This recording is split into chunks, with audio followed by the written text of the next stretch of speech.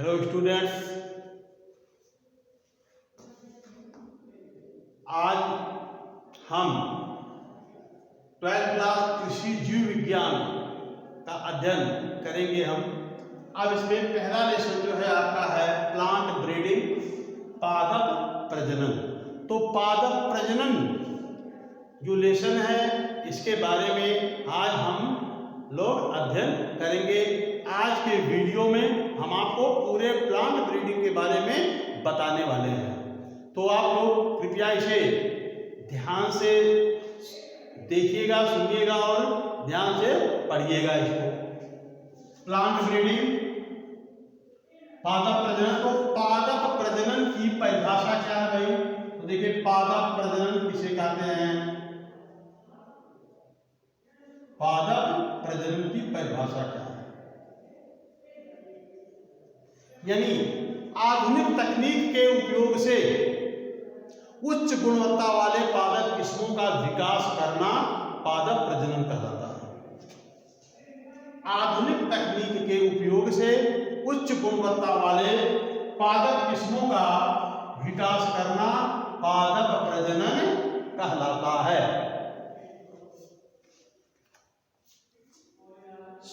जब हमारा देश स्वतंत्र हुआ था 1947 में, उस समय हमारे देश की जो पॉपुलेशन थी, जनसंख्या थी, वो था लगभग 35 करोड़।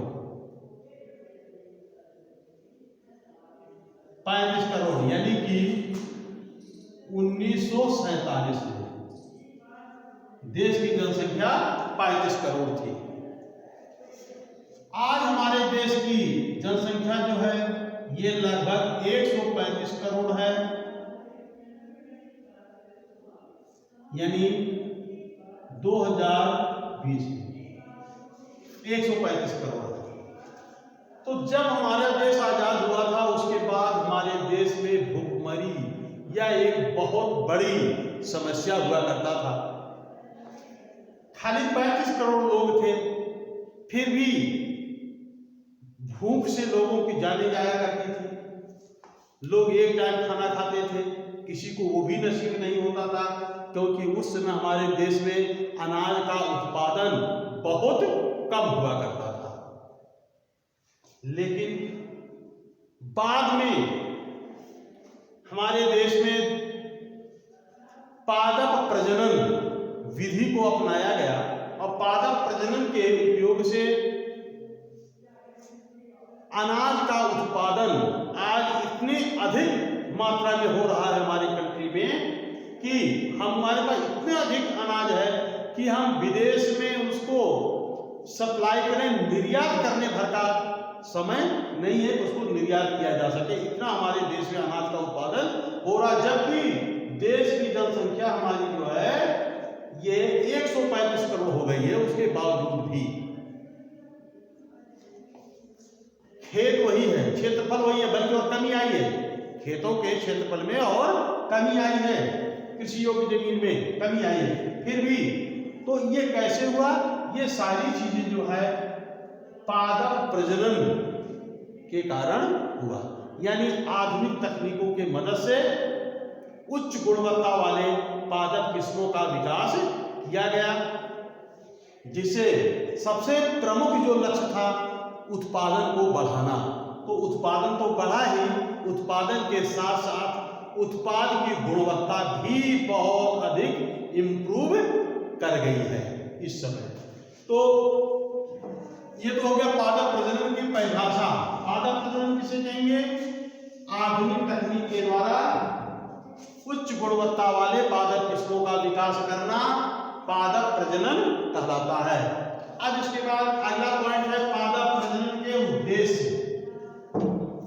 पादप प्रजनन के उद्देश्य। पादप प्रजनन के क्या उद्देश्य थे? पादप प्रजनन का उद्देश्य,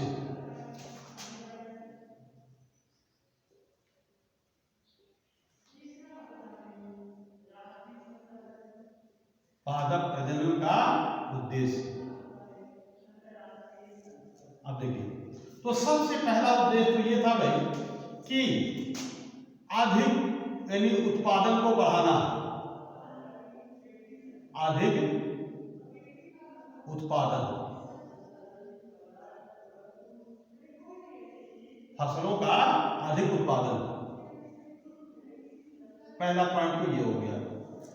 जैसे हमने भी आपको बताया कि पहले इतना ज्यादा समस्या था, लेकिन आज बहुत अधिक मात्रा में हमारे देश में अनाज पैदा हो रहा है, अधिक उत्पादन। दूसरा है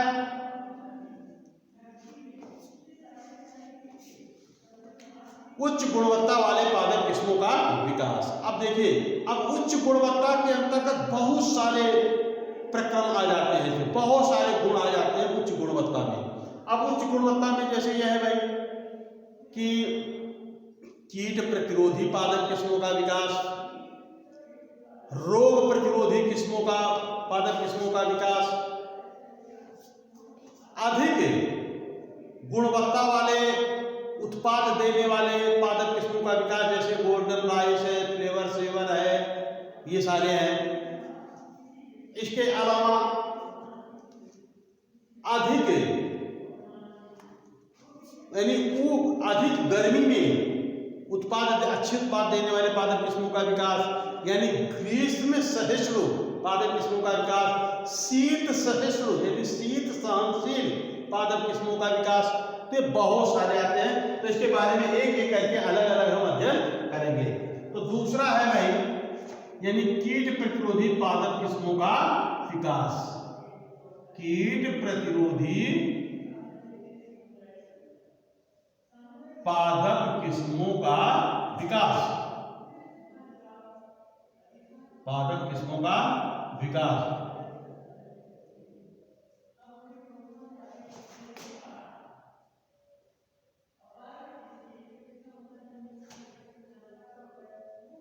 अब देखो कीट प्रतिरोधी पादप किस्मों का विकास ये किस प्रकार से किया जाता है।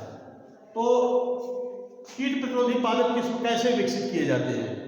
तो एक जीवाणु है जिसका नाम है बैसिलस thuringiensis, बैसिलस thuringiensis।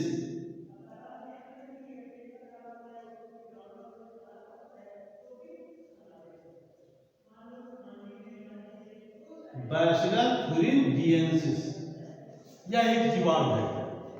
इस जीवाणु में एक विशेष प्रकार का जीन पाया जाता है, उस जीन को कहते हैं क्राइजीन।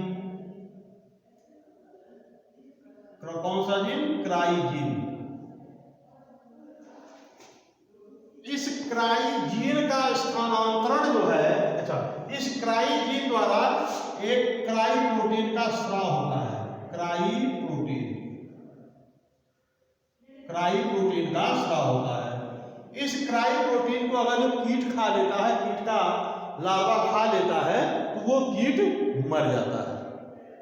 तो वैज्ञानिकों ने किया क्या कि बैसिलस thuringiensis जीवाणु के क्राइजीन को आइसोलेट करके कई फसली पौधों में स्थानांतरित करा दिया।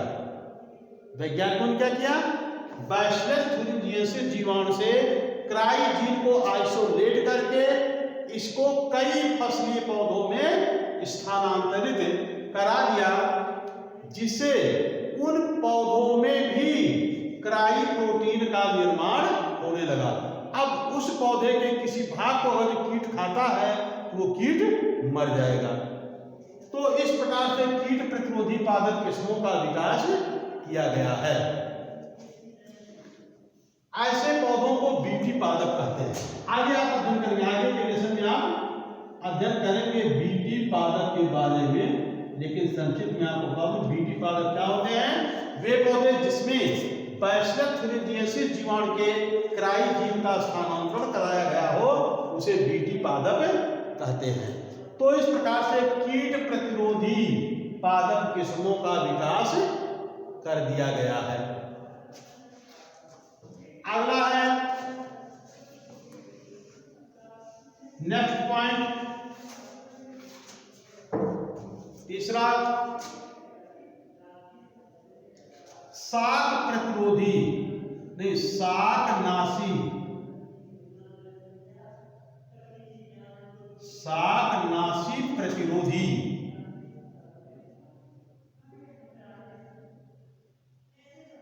शाकनाशी प्रतिरोधी पादप किस्मों का विकास।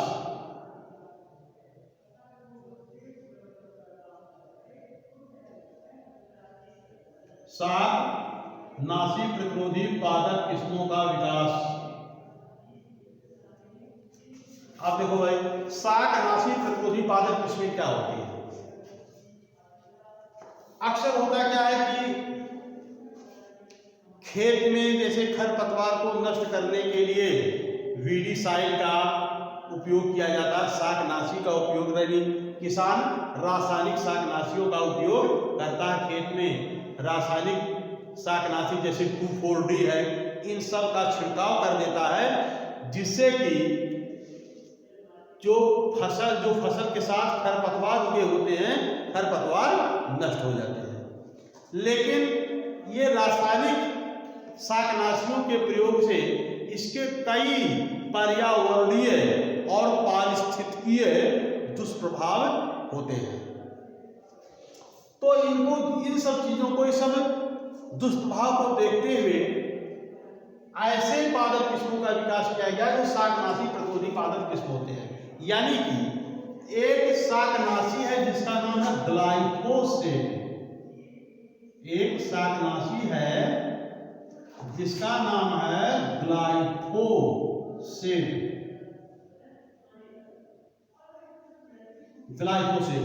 ग्लाइफोसेट एक ऐसा शाकनाशी है कि इसका छिड़काव अगर खेतों में कर दिया जाए।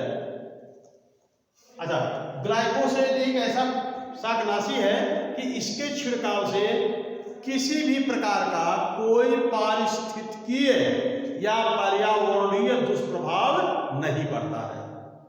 क्या? ग्लाइफोसेट एक ऐसा शाकनाशी है कि जिसके उपयोग से कोई पर्यावरणीय या पारिस्थितिकीय दुष्प्रभाव नहीं होता है। लेकिन सबसे बड़ी समस्या ये है कि ग्लाइफोसेट का छिड़काव करने से ये खरपतवार के साथ साथ फसली पौधे को भी नष्ट कर देता है। ये सबसे बड़ी प्रॉब्लम है ग्लाइफोसेट में। क्या बताया हमने कि ग्लाइफोसेट एक ऐसा शाकनाशी है कि इसका छिड़काव से कोई पारिस्थितिकीय या पर्यावरणीय दुष्प्रभाव तो नहीं होता, लेकिन इसके छिड़काव से खरपतवार के साथ साथ फसली पौधा भी नष्ट हो जाते हैं।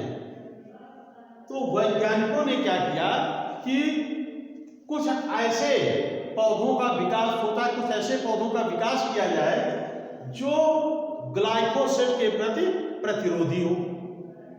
तो ऐसे में वैज्ञानिकों ने एक जीवाणु है जिसका नाम है एरोबैक्टर एरोजेंस। एरोबैक्टर एरोजेंस नामक जीवाणु से एक ऐसा जीन को आइसोलेट किया जो जीन ग्लाइफोसेट के प्रति प्रतिरोधी होता है। क्या? एरोबैक्टर एरोजेंस नामक जीवाणु से एक ऐसे जीन को आइसोलेट किया वैज्ञानिकों ने जो जीन ग्लाइफोसेट के प्रति प्रतिरोधी होता है। वैज्ञानिकों ने उस जीन को कई फसली पौधों में स्थानांतरित करा दिया। अब वह जीन जब फसली पौधे में चला गया तो वह फसली पौधा ग्लाइफोसेट के प्रति प्रतिरोधी हो गया भाई।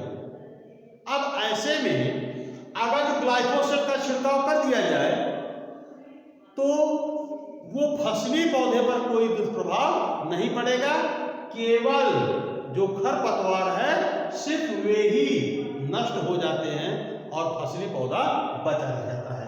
इस प्रकार से शाकनाशी प्रतिरोधी पादप किस्मों का विकास करना ये भी पादप प्रजनन का एक उद्देश्य था। अगला उद्देश्य देखिए भाई, पादप प्रजनन का अगला उद्देश्य क्या है?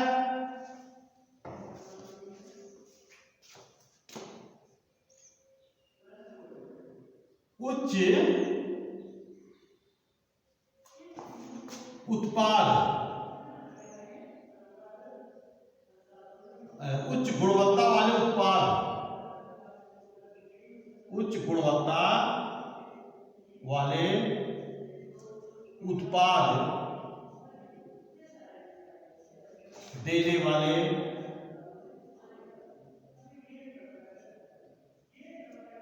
वाले पादप किस्मों का विकास करना, उच्च गुणवत्ता वाले उत्पाद देने वाले पादप किस्मों का विकास, पादप किस्मों का विकास।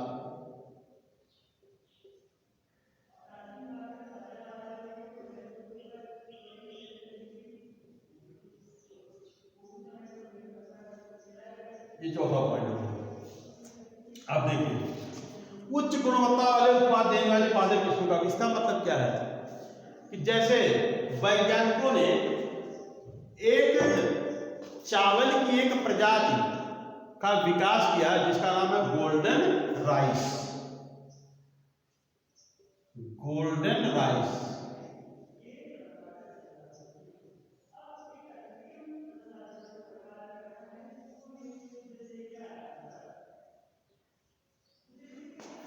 गोल्डन राइस क्या है? गोल्डन राइस एक चावल की पराजीवी प्रजाति, पराजीवी प्रजाति मतलब ये होता है, पराजीवी पौधे क्या होते हैं? वह पौधा जिसमें किसी दूसरे जीव के जीन का स्थानांतरण करा दिया गया हो, वह पौधा जिसमें किसी दूसरे जीव के जीन का स्थानांतरण करा दिया गया हो, ऐसे पौधे को पराजीवी पौधा कहते हैं। तो जैसे गोल्डन राइस है, गोल्डन राइस एक पराजीवी, चावल की पराजीवी प्रजाति है। इसकी विशेषता क्या है कि गोल्डन राइस को खाने से कार्बोहाइड्रेट के साथ साथ विटामिन ए भी प्राप्त होता है। गोल्डन राइस की विशेषता क्या है कि इसको खाने से कार्बोहाइड्रेट स्टार्च के साथ साथ विटामिन ए भी प्राप्त होता है। तो इसका विकास, गोल्डन राइस का विकास कैसे किया गया भाई, इसके बारे में देखिए। तो एक पौधा है डैफोडिल, डैफोडिल एक पौधा है। तो डैफोडिल पौधे में विटामिन ए यानी कि कैरोटीन उत्पन्न करने वाला जीन पाया जाता है। कौन सा? कैरोटीन उत्पन्न करने वाला जीन डैफोडिल पौधे में पाया जाता है। तो वैज्ञानिकों ने क्या किया, डैफोडिल पौधे से कैरोटीन जो कि विटामिन ए का प्रोविटामिन है, कैरोटीन क्या है? विटामिन ए का प्रोविटामिन है। तो वैज्ञानिकों ने डैफोडिल पौधे से कैरोटीन का उत्पादन करने वाले जीन को आइसोलेट किया और आइसोलेट करके चावल के पौधों में सफलतापूर्वक स्थानांतरित करा दिया। अब ऐसे में उस चावल में जो है ये कैरोटीन का भी उत्पादन होने लगा। तो कैरोटीन से विटामिन ए का संश्लेषण हो जाता है। तो ऐसे में गोल्डन राइस को खाने से कार्बोहाइड्रेट के साथ साथ विटामिन ए भी प्राप्त होता रहता है। तो प्रोविटामिन क्या होता है इसके बारे में देख लीजिए। विटामिन, प्रोविटामिन मतलब किसी विटामिन का यानी पूर्व स्वरूप, जैसे वह पूर्ण रूप से वो तो नहीं, लेकिन बाद में चल करके वो उसमें कन्वर्ट, पहले वो विटामिन ए नहीं होता लेकिन बाद में वो विटामिन ए में परिवर्तित हो जाता है, उसे प्रोविटामिन कहते हैं। तो विटामिन ए का प्रोविटामिन जो है कैरोटीन होता है। तो इस प्रकार से पादप प्रजनन के ये कुछ प्रमुख उद्देश्य हमने आपको, अच्छा इसी प्रकार से एक है भाई सुपर पोटैटो, देख लो आप सुपर पोटैटो। सुपर पोटैटो क्या भाई? ये भी आलू की एक पराजीवी प्रजाति है। सुपर पोटैटो क्या है? आलू की एक पराजीवी प्रजाति है। इस आलू का विकास कैसे किया गया था? इस आलू में कार्बोहाइड्रेट के साथ साथ प्रोटीन भी प्राप्त होता है। कार्बोहाइड्रेट के साथ साथ प्रोटीन भी प्राप्त होता है। कैसे भाई? तो वैज्ञानिकों ने क्या किया, एक पौधा होता है रामदाना, पौधे का क्या नाम है? सामान्य नाम का रामदाना। तो रामदाने में प्रोटीन करने वाले जीन को आइसोलेट करके आलू में स्थानांतरित करा दिया गया। तो ऐसे आलू को सुपर पोटैटो नाम दिया गया। तो इस आलू को खाने से स्टार्च यानी कार्बोहाइड्रेट के साथ साथ प्रोटीन भी प्राप्त होता रहता है। तो इस प्रकार ये सारे जो है पादप प्रजनन के प्रमुख उद्देश्य हैं कि इन उद्देश्यों से पादप प्रजनन कराया जाता है। तो आज के वीडियो में सिर्फ इतना ही। कल के वीडियो में इससे आगे के बारे में हम आपको बताएंगे। धन्यवाद।